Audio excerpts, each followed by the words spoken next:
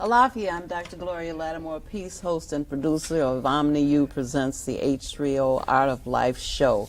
I've wanted to do this show for a very long time. It's been a long time since I've visited the issue of the health challenges facing our brothers, our men, and I have the most wonderful opportunity to do that today, and we're calling this show Not for Brothers Only, because the health and welfare of brothers is not just the business of men. It is the business of the women who are mothers of men, who are daughters of men, who are nieces and in other kinds of relationships with men. And I have two brothers here from Project Brotherhood. I am so happy to greet you, Carl Spivey and Dr. Bonnie P. Thomas. I'm just very happy that you're here because Dr. Lester Wright told me about the fine work that you're doing, and I want you to start out by telling me how you came to do this work. What started Project Brotherhood? Well, about 12 years ago, Dr. Eric Whitaker and Dr. Linda Murray convened a group of folks to look at the challenges that African American men were having. And what they found was that one of the things that many health institutions do is that they don't query the folks that they're taking care of. And so what they did was they convened a focus group, all types of African American men, looking at what they thought about the health system and what were some of their health challenges.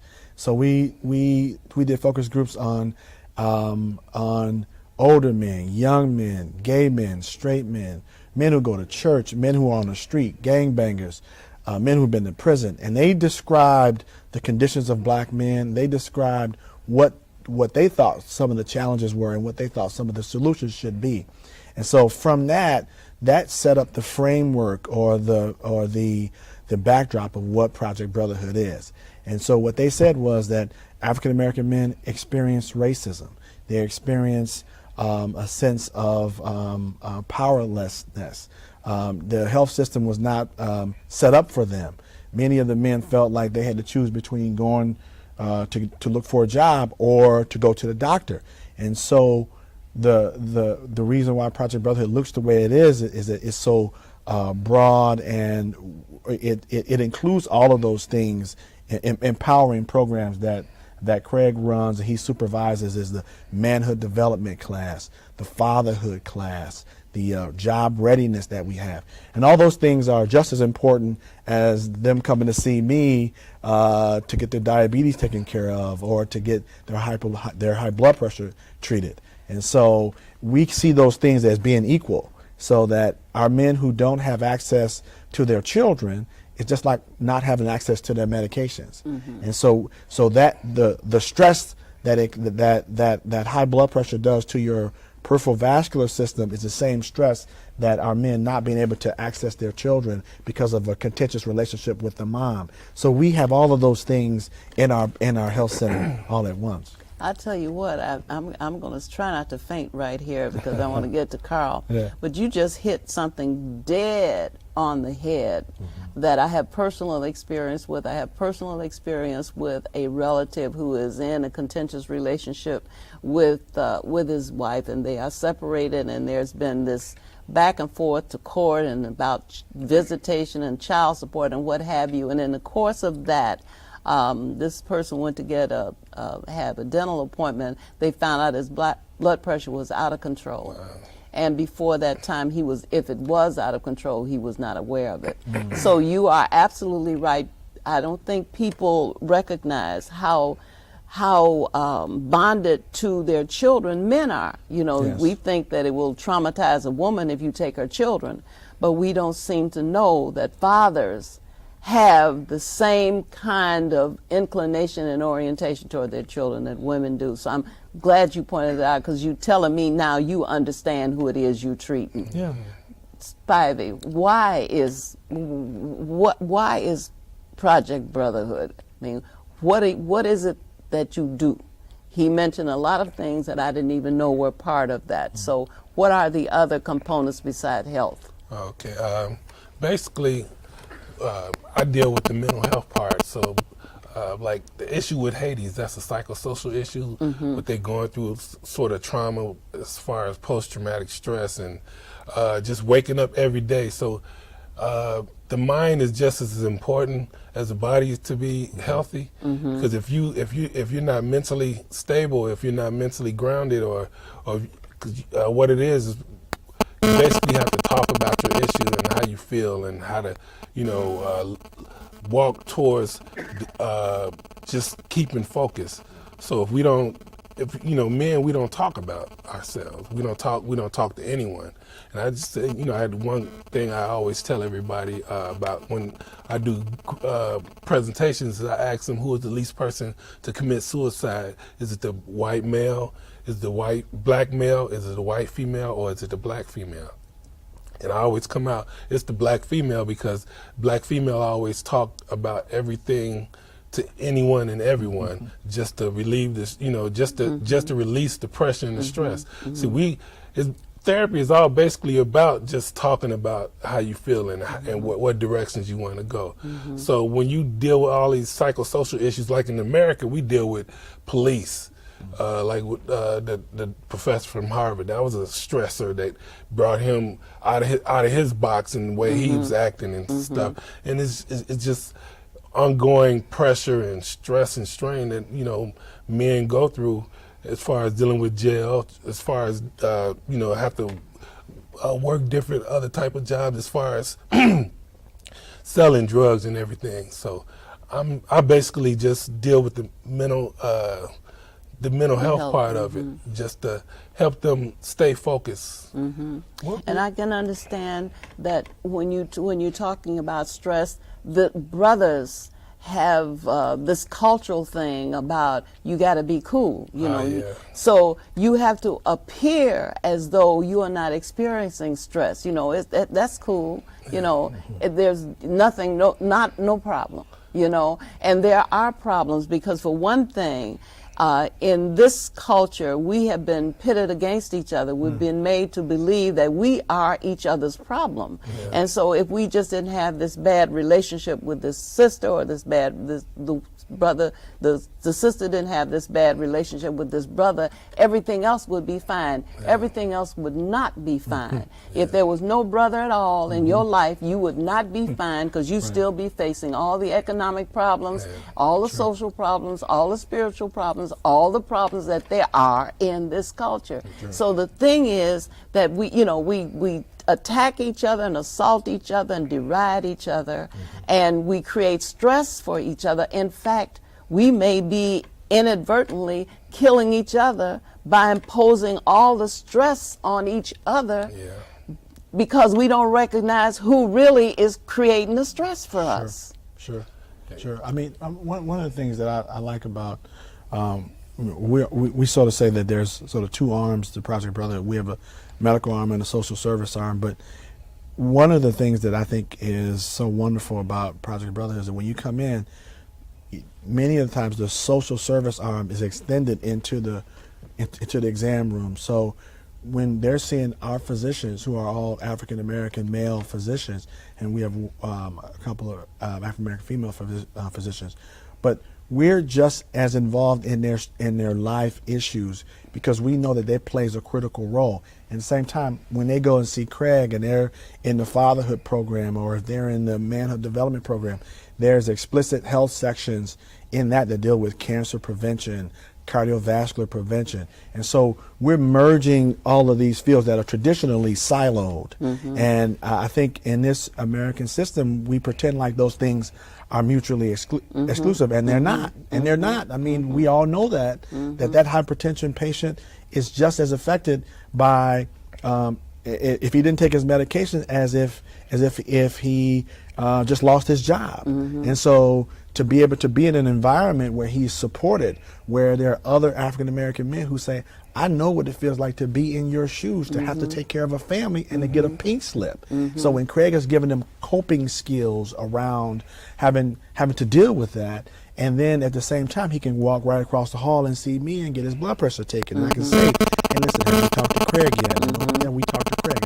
And then the other piece is we have a barber inside the clinic that's cutting hair. And so that's also Now, wait a minute, therapeutic. tell me what that's about. It's This is basically- grooming. Yeah, you know, A when salon. you get your hair cut, you feel like a new person. So Okay. it's a self-esteem builder, you know, Okay. which help the brothers feel good about themselves, because you know when their hair is all wild and crazy, Okay. they just feel the way they look. So a lot of guys, you know, come in, they basically just come in and get their hair cut, eat a little bit, maybe they talk. We had a barber who's an HIV trainer. He talked about HIV and AIDS and talk about any other issues, because we kind of see the barber. I kind of see the barber as a lay therapist, because basically the barbers. You know, you're right. Yeah, because people talk to them all the time about Yeah. everything. Yeah. So And it also, I mean, to me, there's something therapeutic about Real, a real barbershop. wise. There's Yeah. something about, I believe if you can do a study and look at the pulse rate and the heart rate of men, when we walk in that barbershop, it is a feeling, it's a feeling of liberation. And so no matter what your title is, if you're an investment banker or if you clean up the place for a living, we all get real comfortable and we all get even. There's no I'm the big shot, you the little shot. It's just we're all sitting here. Real Yeah. camaraderie. That's right. You know, you all are real wise. Let me tell you, because I'm old enough to know wisdom when I see it. And when you're recognizing things that we know, intuitively we know, because women have historically, when they sat in the chair with the beautician, the beautician was going to know before the end of that hairdo, was going to know everything that was going on in the life of that person. It was going to speak on it, was going to comfort that person, was going to offer advice to that person. So the beautician was a therapist. And most beauticians didn't spread the business of their customers around, so you felt okay. You're confident that your confidences would be kept. And so men do the same thing.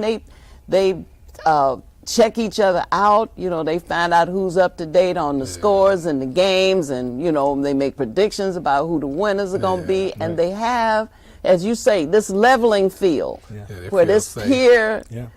peer group thing is at play, and it's a comfort zone and a therapeutical experience. That was smart of you to put that barber in there. Well, I mean, I think it's also a situation where we systematically use barbers in the community. We train barbers for cancer prevention. We train barbers in HIV prevention, because we know that there's so much conversation that happens in the barbershop. And so if we can begin to shift the conversation a little bit from Kobe and LeBron James to, okay, well, what happened to Tiger Woods? Well, okay, so now what are some of the issues that could have allowed Tiger Woods to have 14 girlfriends? I mean, okay, so those were stress issues that caused him to go out. So while we can't judge Tiger, but what are you doing to deal with your stress? And so that's why, you know, having the barbers train with us, and we train them, because they become sort of satellites of Project Brotherhood. So for those men That who is never so come cool. in to see us, we're still impacting their health by shifting the conversation a little bit, shifting the behavior a little bit. And I'm not saying that, that eliminates No, all but of the that's health. a component. Yes, yes. And you have food in there. Yeah, Absolutely. we You have little a, snack what do you for 'em, got? yeah. A kitchen? No, You we got order somebody in there food like cooking Subway stuff? sandwiches and Oh, stuff okay. like that. I was gonna say, now I'm coming over there. You know, I got way too Now, much good stuff. Well, one of our goals was to try to like have a little meal plan thing to teach the men how to Well, you know, cook some healthy sisters would foods. show up in there and Yeah. take that over and put that together real Tell 'em to fast. come. You have a game room. Can they Yeah, play they play chess, it. Yeah. checkers? Or the Wii, Yeah, or play it. PlayStation 3, and I mean it's really anything that all the stuff that You have that a guys got to social do. center with a medical arm, is Yeah, what you got. basically. Right. Yeah. And a social, this is what I always say, a social is as important, that is as medical could be, because we adhere to the WHO definition of health, which is the World Health Organization definition of health, which is health is not just merely the absence of disease, but it's a state of complete mental and spiritual well-being. And so that just because you don't have diabetes does not necessarily mean that you're healthy. And so that to have to be in a complete state of physical and spiritual and mental well-being mental well-being is just as important. So that feeling of having a group of guys sit around and being able to talk and communicate to each other and play PlayStation, which is what we do anyway. But now there's a medicinal component. Now we're at the health center, and so guys who are having challenges can come back and have a professional master level social worker to have one-on-one counseling with. Or if Craig feels like that there's some medical issue that's happening, he can bring them right back to my office or to some of the other physicians' office. And so we can take care of those issues all in one place. Where are you located? 6337 South Woodline. Okay, why there? It's one of the Cook County health centers. Okay. And so we have an affiliation with the Cook County Health and Hospital System. Okay. How many staff do you have? Well, we have one full-time staff, and we have about, I think, 7 volunteers. Right. Because I'm a volunteer. Well, I'm an in-kind volunteer. And yeah, so we about. And then we have 5 African American male physicians who actively work to see patients at our health center. What are your hours? Between 4 and 7 on Thursday evening. That's what you meant when people have to choose between going to look for a job and going to the doctor. Right. Because most of the doctor's hours are not evening hours. Absolutely. Okay. So, and that was the other thing that, so most of the clinic sessions that you'll find in other health centers, it's all convenient for the medical staff. It's not convenient for the patients, and certainly not men. Men, we will ignore health problems just to be able to put food on the table. That's just, I don't know, maybe we were hardwired that way. And we will ignore, we can have something growing on us as big as a basketball, but we're like, forget it. We gotta make sure that everybody eat where we live. And I think African American men don't get a lot of credit for that. But our men aren't lazy. We're not shiftless. A lot of our men work. They work 2 and 3 jobs. They're not derelict. They love their families, and they care about their families. And many of the men who come, they come because there's some. We always say there's some woman who has directed them. I don't care if it's a sister, a mom, a daughter. Somebody is sitting out in Don't that. say you're not gonna die on me. That's right. That's right. You got to go see about this. Right. What kinds of health challenges do you see? The whole gamut? Do you see all of the things that are cited as health problems in America? Do you see all of it? The saying is, when white folks have a cold, black folks got the flu. So whatever the leading cause of death is, African American men have the highest death rate among all the ethnicities. You can just go down the list. 2.5 times the cardiovascular disease rate, 1.5 times the stroke rate, 2.5 times the diabetes rate. They're more likely to have end-stage renal disease as a result of diabetes. So we see the gamut, and what we find is just that we have a narrow margin of error, and this is what I explain to my patients, that I say Bill Clinton had 4 clogged arteries and was able to make it out, and he's jogging and going on world tours. If Bill Clinton would have been a brother, he would be alive. Yeah, he'd been out of here. And so I tell my patients that we can't afford 4 clogged arteries, and so we're really assertive, and we know that there's a gap in terms of health disparities. African American men tend to die 12 years earlier than they should, and this is an atrocity in a country that is the richest country in the world. This is unacceptable, and so for us, we take this holistic approach because we know that it's going to take that much effort to get our men healthy and to close that gap. Because we know that there's families waiting on these men, there are communities that are waiting on these men, there are jobs that are waiting on these men, and so they got to be healthy to get in those jobs. So yeah, we see it. We see stroke, we see heart disease, we see pneumonia, we see HIV, but what we're trying to do is to be preventive. So we're in the community, we're at the basketball course, we're at the softball course, and we're telling men who are young and healthy that, listen, you got to take care of yourself. You can't eat fast foods every day. You got to, and at the same time, we're taking care of their fathers, saying, listen, we're trying to prevent. I know you have high blood pressure, but I don't want you to have a stroke as a result of your high blood pressure. So there's always sort of the the primary prevention, which is preventing the primary disease from happening, but then there's also the secondary prevention, preventing the train wreck as a result of the primary problem. So that's what we're seeing on a daily basis. Do you ever see, or is it correct to imagine that an underlying health problem might contribute to difficulty in relationships, which of course, would then be like a domino effect on the stress level? If somebody has an undiagnosed or an untreated health condition, might their behavior be such that they are difficult to get along with, or depression is one of the issues. You can be depressed, and a lot of African Americans, we're in denial as far as that, because we don't want to say that we're crazy, or we don't want to see a psychologist or take any type of medicine that can control the chemical imbalance in your body. Issue as far as, like you saying, with relationships, some people, it's a term to borderline personality disorder. A lot of children grow up in that way as far as being handled as a child, and seeing different types of things that hurt them emotionally, and they bring it out into their relationships in the future, like being real needy, and always having a person around you all the time, and validating your thoughts and your feelings and your clothes and how your way of living. And that's most common in that's a self-esteem issue. Yeah.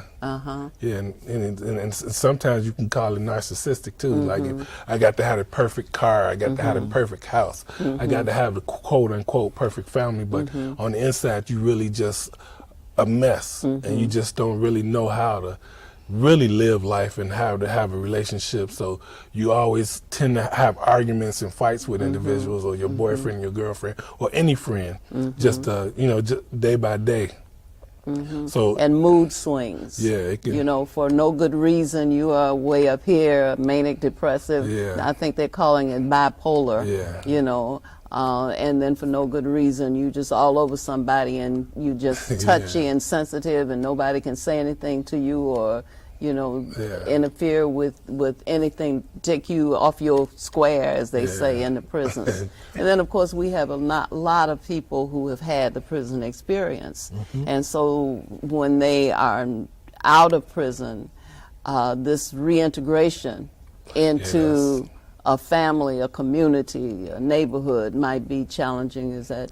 Yeah, that's a real psychosocial issue. It's like, psychosocial meaning by just living the life, and you so used to being in jail and dealing, like I deal with a couple of guys who just got out of jail, and they always would look behind their shoulders, and they would tell me, Mr. Spivey, you can't stand behind me, because I'm not really used to that, because I have to protect myself all the time in jail. So it takes me a while to be relaxed and be calm around individuals, and not take everybody's words as a slick scheme, or just trying to trick them into doing something. So it's really and even staff. I mean, we sometimes have to retrain our staff, because sometimes there are things that happen, and if the appointments are not as smooth as they should go, and the patients they're getting a little antsy, and it's just because of some of their experiences. And so recognizing that we have a qigong instructor at Project Brotherhood, and it's all about meditation and relaxation. So we're not just and although I was trained in the traditional and allopathic medicine, but I mean, I respect all forms of medicine, and so Craig will sometimes have the qigong instructor do some things in the lobby that allow the men to relax, and to certain tai chi and all of those things, and it's real helpful, and it calms everybody down, and even calms me down when they come in and examine me. So because after all, you human being too, and you are in this, you don't, you're not landing from off of Mars somewhere down on this planet. You are on this planet with all the stuff going on. You see the news, and you know that things don't look so pretty good. And so consequently, you have some personal concerns and some family concerns yourself. Right. And you bring in as much as your professional self to bear, I'm sure, Yes. as you can. But then, of course, there's a human side of you that even comes to work with you. So Right. that's, for one thing, I know that when you're talking about problems, psychosocial problems, one of the things is to establish rapport or to gain credibility with people, because people are not just going to trust you because you say, I'm Mr. Spivey and I'm here to help you, you know. Because normally I really don't push any type of therapy or call the groups. This is a self-esteem group, so we would call it a social support group. So, you know, like I said, men, what they do in that group is they have all types of men talk about any type of issue, any day problem, or if it's a good day, they, hey, when we celebrate Obama, when everybody, sat down and dialogue about that. So basically, I don't really label any groups or talks as, like when I normally have run groups, I just talk about the issue, and then sometimes some men come to me and say, hey, that's a real issue, and I want to talk to you individually about that. And then once I talk to them individually, I tell them, therapy is just releasing your feelings and your, and giving out thoughts. It's not, you really don't have to take any medicine unless it's a chemical imbalance. And then that's when I, sort of pass the ball to Dr. Thomas to see if he can handle the chemical reaction as far as patient's states. Body. Well, you have to be sensitive and you have to care about your clientele, because you'll blow your cover in a minute, and they won't want no part of you to be just like the establishment, and they've had their fill of the establishment. I don't really like the idea that men don't want to take care of themselves, and that they want to be macho, and they want to think that they can rat it out. Very often, I had a relative who was visibly getting more and more ill, and had to trick this person into an urgent care by saying he was going to the doctor, and got there and discovered there was congestive heart failure and pneumonia going on. Wow. And that person didn't want to be admitted to the hospital. And the only way we got that hospital admission was to say that nobody was going to take him home. So he had them call a cab. Wow. But at some point, a woman will be able to outthink a situation, whether it's a male or another female. If where there's a will, there was a way. So we found a way to stop the cab from coming. But the thing was, and then imagine somebody being told that they have congestive heart failure and pneumonia and probably some other things were going on, and they said, I want to go back home. I'm not going in the hospital, because we don't trust hospitals. Right. And we don't trust the medical profession. We may trust you Right. as a doctor.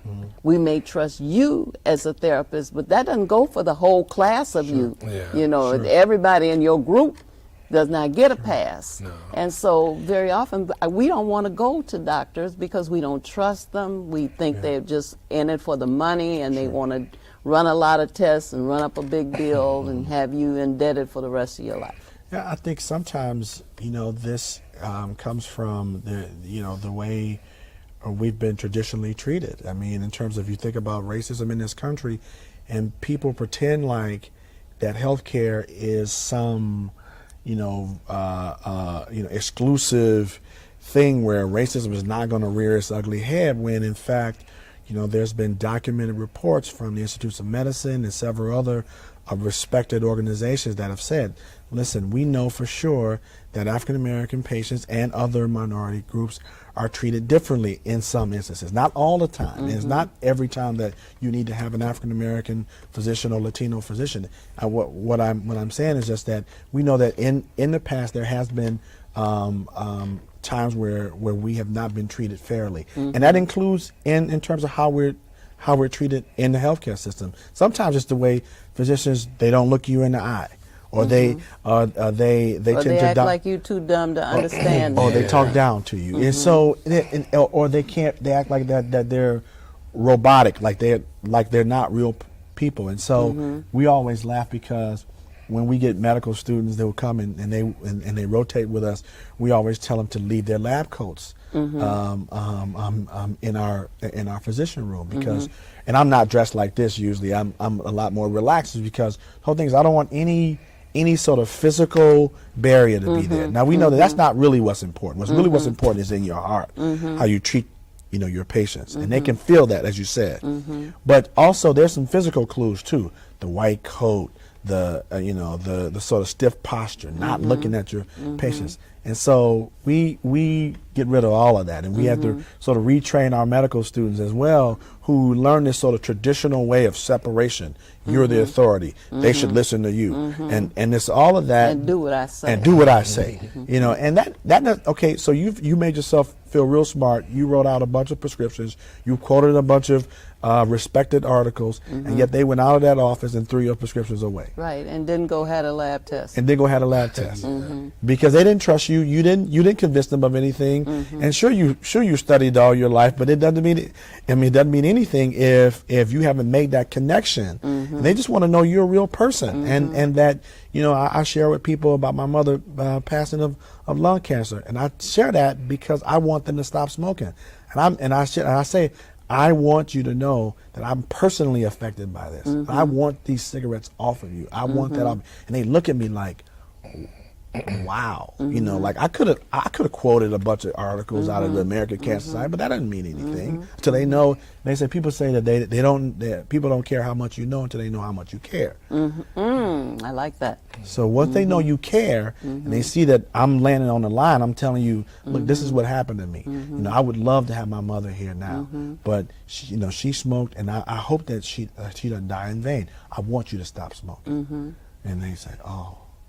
Okay. Do you deal with diet? Do you have somebody in your organization that can speak on the question of diet? Well, Craig has social support groups, and each week there's a different topic, and so we have someone that comes by and they talk about the nutrition piece and talk about how to cook soul food with a little bit more healthier options to it.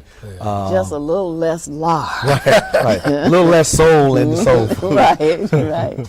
Yeah. So I mean, he tries to put a variety of different topics together. Cancer prevention. A lot of times the lectures they all coincide because when you got somebody talking about cancer prevention, well, inadvertently you're talking about eating a diet that's high in fruits and vegetables, a low-fat diet. So it's a lot of the lectures sort of coincide. Yeah. Sometimes when you think about it, people think that making dietary changes is going to be uncomfortable and expensive. Now I got to go buy all of this instead of buying all of that. But I think if people just start with just one thing at a time, don't just try to go out and turn the world upside down. Nobody asks you to do a revolution. Right. But if I always say start with drinking water. Because tap water, I have a doctor who says that what you flush today, you'll be drinking tomorrow. So if that don't give you an image that makes you want to think that you want to try to find some water that might not have all the stuff in it that comes out of your tap, it may be well. So I think just beginning to discipline yourself to not do something and to do something else instead is the first step. And then you can start talking about how you substitute this for this and substitute that for that, and eventually, the discipline will take care of itself.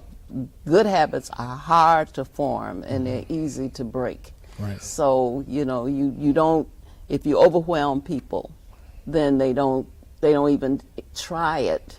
But if you give them something that they can do that's not really expensive, but they can change some one thing that they can change and know that it will make a change. It's a good thing. You know, the other thing, while we teach personal responsibility in terms of our patients eating better and exercise, and the other thing we try to do is to try to point out instances where sometimes there are systematic approaches that aren't to our best benefit in terms of our health conditions.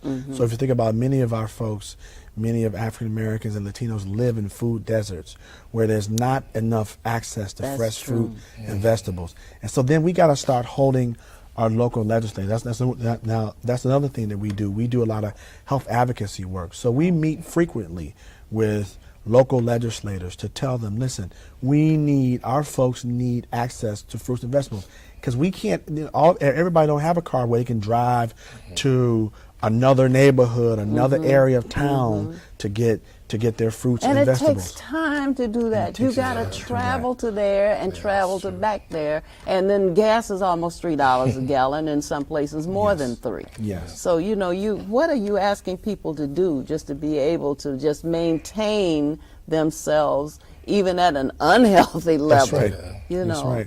It's ridiculous. And neighborhoods aren't safe to walk. It's hard to imagine that people would not have an accessible food supply. It's just really hard to imagine. When you see all these convenience stores, you know, and gas stations, and you don't see a box that has a supermarket in it. Or people are buying in the back of a gas station, they're buying their bread, they're buying canned goods in the back of a gas station. And so, you know, it's important that we start pointing out these things to say, now, if this was in another part of town, this wouldn't be tolerated.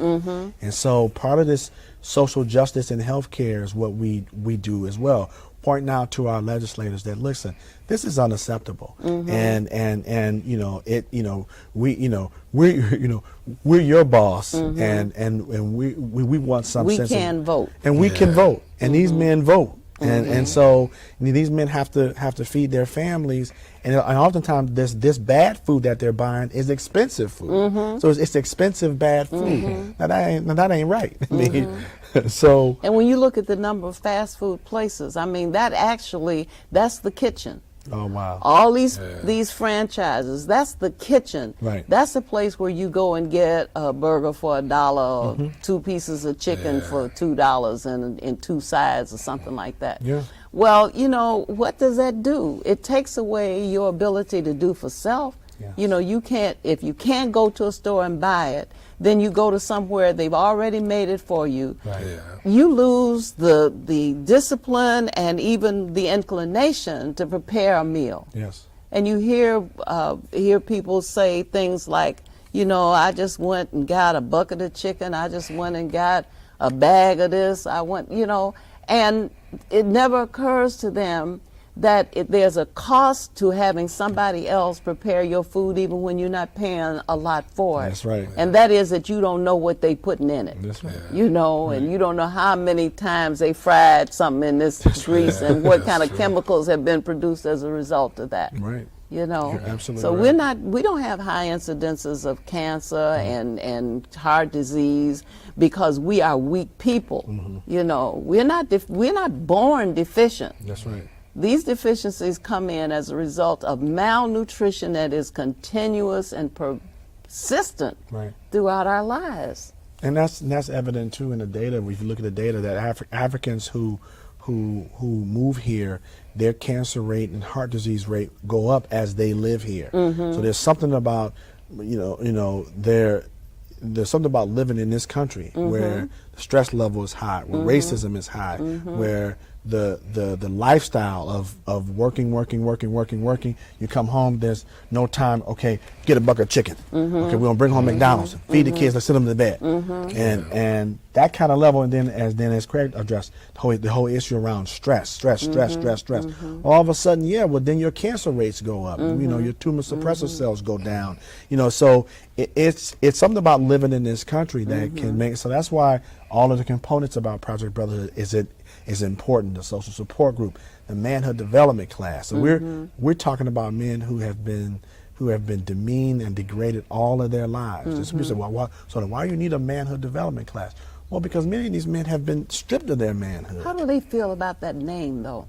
Because, see, I had a friend who had a parenting class. Nobody came because nobody wanted to admit that they didn't know how to parent. Wow. And he was not trying to say you didn't know how to parent. What he was trying to do was to give you some ideas about how to make that, how to facilitate that.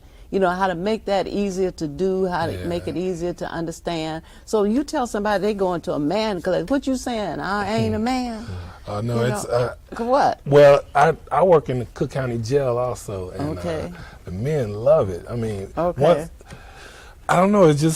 Naturally it just comes. But Okay. once I go in there and talk about the different meanings, like they get a new name, an African name, and it tells them about their gifts and everything. And they feel empowered. They're like, my name is Qual, and I'm a political leader. The guys, they really suck that up. Well, I'm glad to hear that. But I can imagine that probably every man in that class thinks that he is team teaching with you. Yeah. Because I'm the man in here, and I'm going to tell these other guys how to be men. And see, the thing, what I do first is I have them look up their culture. I say, okay, you're a man, but look up your background and see who you are. So like in the jail, I deal with all different type of races. But see, I call it's an African American culture, but they have different races because all the guards, they do the pound, they say what's up and all that. So it's all black culture.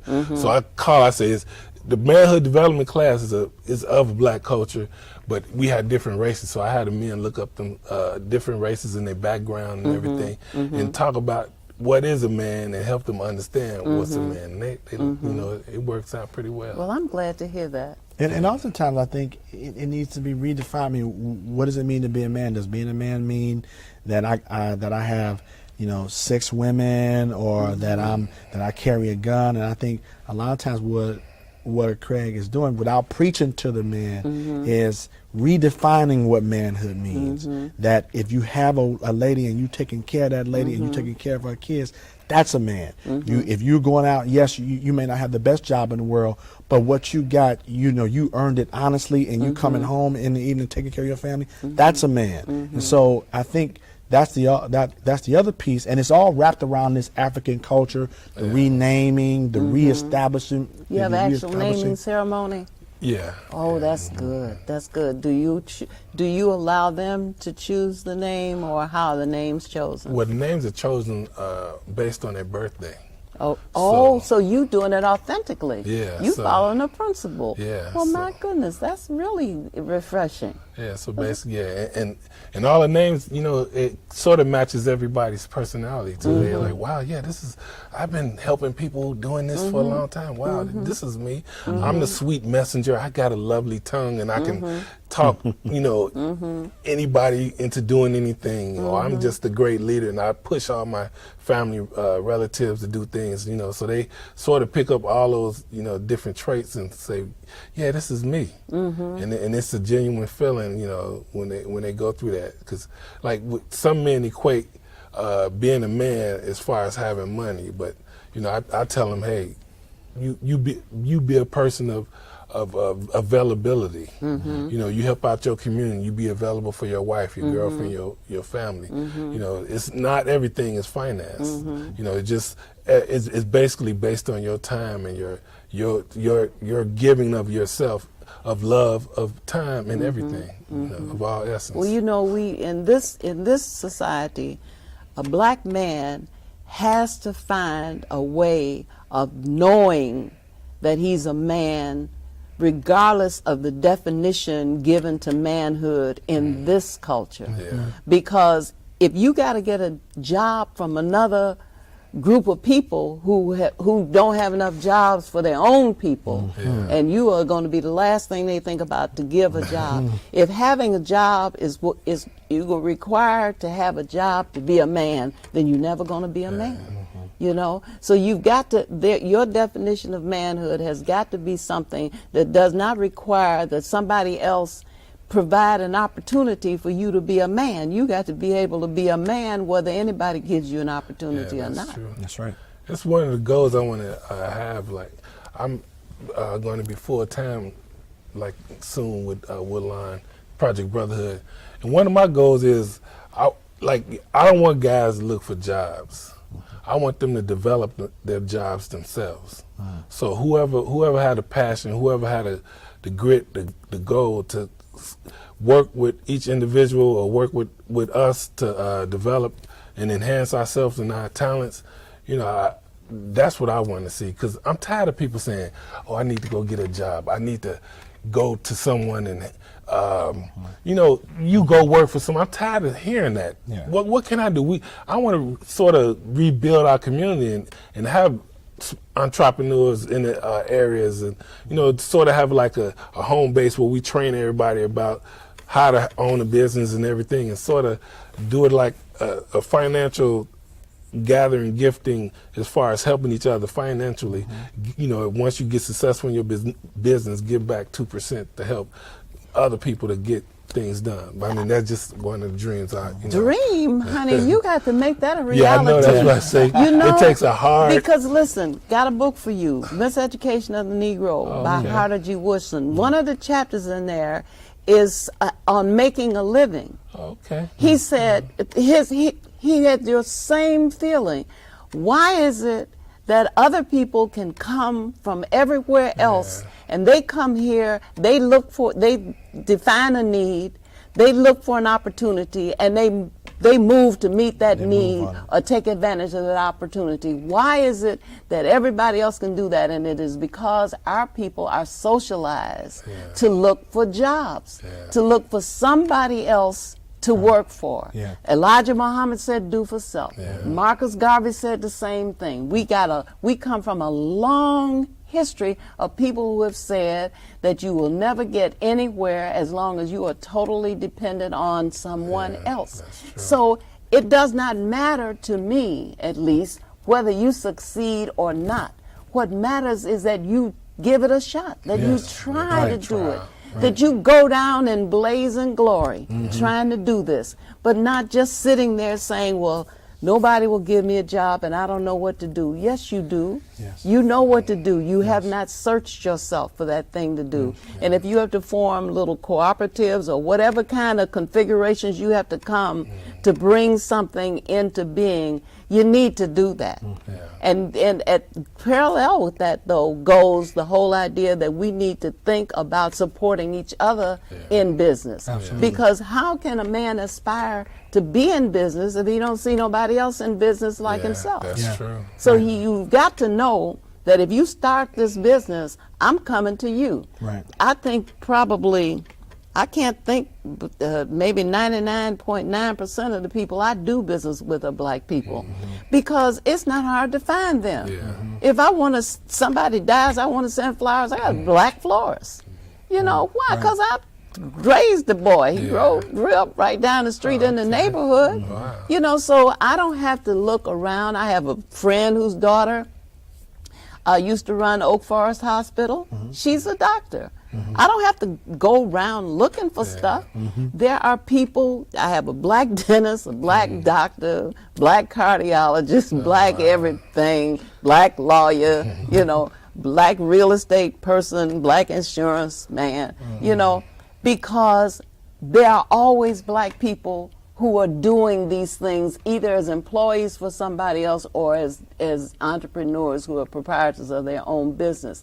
So if I have to have this, I can send some black child to college by supporting his parent who is in business. Absolutely. So we need to do that. We need to just start thinking that way, that I don't know who's going to fix this till I find somebody black. I got this broke refrigerator, but I don't know nobody black yet. Well, what also goes along with that is the other component that Craig provides, which is this issue of self-esteem. 'Cause I see a lot of men who have been broken. And I mean, sometimes, these are men who have not been to correctional facilities. They don't have, challenges like that, but they've been broken, and it takes time to get them out of that brokenness, to sort of to say it's okay. We've all been where you are. I mean, we have men who come in and they just, without even that I close the door and they just start crying, just because they've been that broken, and this is the only time they can release, because any place else somebody would look at them like like, because we can't cry. If we cry, ain't cool. that ain't cool. And so it's nice to be in an environment where these men feel like I can release. And then on top of that, but then I can rebuild too. It's not just a matter of release and then what, okay? But then there's solutions. We got a man of development class. We have this. We got this. We have Craig on. I'm telling him, listen, man, you got to do this. You can do it. We got you. When we gonna see you? Give me your resume. Let's do this. And so there's a release and then there's a rebuild, and there's a release and then there's a rebuild. And so, but you're right to include the component of how to do business, and I would think that you would need some business people. They need to volunteer. They need to come in. They need to tell people what they did, what the mistakes they made as well, and then you need to have some failed businessmen. You need to have some come in and tell them the obstacles that they're going to be up against, because we ain't got a level playing field. And you talk about racism rearing its head. If you try to go into business, you got competition already out there. Because somebody is looking for black dollars every day. And so consequently, that's one of the reasons why it's not easy to see a black restaurant. You see franchises that are part of some corporation. But I mean a standalone mom and pop. We have a few, and they are notable. We all know the names of our favorite restaurants where where that black people own. So the thing is that you need some people who tried to do this and saw what some of the obstacles were. I had a girlfriend who went into business, and she had all these contracts, and she was making uniforms, and she had this big place, and she had all these people sewing, and she had all this equipment and what have you, and she owed on all that, right? She owed rent, she owed payments on equipment, she owed salary, she owed insurance, she owed all the stuff you have to pay when you have employees. Well, she had these contracts, but guess what? You have to deliver the finished product to your client before you are paid, and you don't get paid like a pizza boy does when you show up at the door. They take the products, they inspect them, and then they finally pay your purchase order. In the meantime, you have to have capital to meet your overhead until such time as this money is coming in. And you know that right now the state of Illinois got social services on pins and needles because they're not paying. These people have contracts. They're supposed to be getting paid. They've done all their paperwork. They've met their obligations. They haven't been paid. So you have people who are going out of business. You have people who are cutting back. They're releasing employees. They're cutting back services. They're, tightening this over here and tightening that over there. So we know about that. That doesn't mean you don't try to go into business. It means you go into business with your eyes wide open, and you know that's out there, and you know that possibility exists, but you determine that you're going to transcend that, and you figure out ingenious ways, because we are very smart people. Well, we've also experienced the same sort of financial restraints because we have grants with the state as well as with the Department of Human Services, so we understand that too, and it's tough. It's tough. It's real tough. Making payroll and trying to provide all those services. So we're feeling that same crunch. And you just keep moving, and you just make adjustments. If what you are doing is important, you have to find a way to do it. Absolutely. And if you can't do it by yourself, then you got to get along with enough people who can help you so that the job can get done. Absolutely. So we have to be united. We have to care for each other and care about each other, and we have to know that you can't have success as an individual in a community of failures. What Martin Luther King say, I can never be what I ought to be until you are what you ought to be, and you can never be what you ought to be until I am what I ought to be. So we got to get about the business of being something. That's right. That's right. I love this. I'm so Yes, happy to this hear is about great. Project Brotherhood, and I'm glad that you have all of the dimensions of the problem in focus. That you know what it is you're doing, and I want you to succeed. I want you to stay. I want you to persevere, and I want you to keep on servicing brothers. What are the ages? Well, we see men from the late teens all the way up to the 80s. Okay. Yeah. So. And do they have to have insurance and stuff? Well, we take all comers. If you have insurance, that's great. But if Okay. you don't, you can still come and see us. Okay. Yeah. Yes. Okay. Well, now you know we got to keep you. Yeah. We have to keep you. Yeah. It's based on income. If you don't have any income, it's free. Yeah. Okay. Yeah. So that's good. A sliding scale then. And we have comprehensive services. So if you need to see a cardiologist, all of us. You make me wish I was a man. Yeah, we're all on staff at Cook County, and so we have access to medications and specialists, and you name it. Okay. Okay. Well, I'm so happy that you came, Craig Spivey and Dr. Thomas. It's just so good to just Thank you for see having some us. brothers about something that's worthwhile and that is really rendering a service to our community. Because I have sons and I have nephews and sons-in-law and grandsons-in-law, Send and 'em I over. got a lot of men I like. Send 'em over. You know, Be glad to do and that. I hope to be able to send some people your way that may not be aware of the fact that there's this resource, you know, among us. I thank you so much for being my guest. Well, thank you for having us. Was there Thank you, anything too. that you wanted to add? We're going to be celebrating Black AIDS Day. Okay. Thursday. I'm not sure what day, but it's going to be in February. It's on a Thursday, but I think it's February. You got a phone number? Yeah. Okay, what is it? It's 773-753-5545. 753-5545. Yeah. 773 area code. Yeah. So for further information, then they can contact Yeah, you. contact me. Okay. The other thing is we were recently featured in the Museum of Science and Industry this month for Black creativity.